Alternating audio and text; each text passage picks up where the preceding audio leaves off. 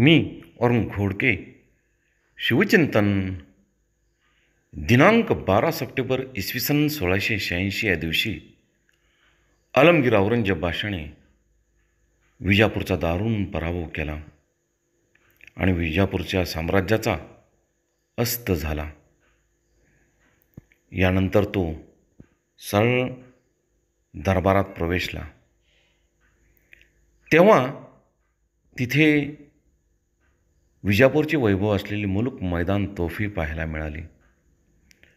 55 खंडीची प्रचंड तोफ दिल्लीला नेण्यासाठी औरंगजेबाच्या बापाने म्हणजे शहाजहानने खूप प्रयत्न केला होता, परंतु ती तोफ जागेवरून हलली नव्हती. औरंगजेबाला त्या तोफेचा मोह झाला. तोही हलवू शकला नाही, परंतु त्या तोफेवरती त्याने विजयाचा शिलालेख कोरला. त्यामध्ये लिहिले, शाहे अलमगिरी गाजी बादशाही दीपनाह फतो विजापूर करदब हरे तारिके जाफर अकेदा दौब दाद मुल्क शाह गिरफ्त रून मुद एक बाल गुफ्ता मुल्क मैदान गिरफ्त.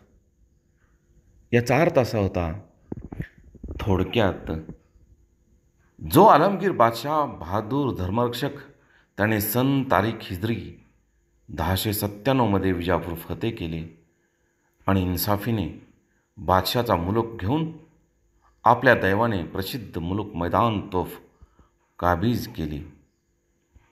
असा होता औरंगजेब. बहुत काय बोलणे. राम कृष्ण हरी.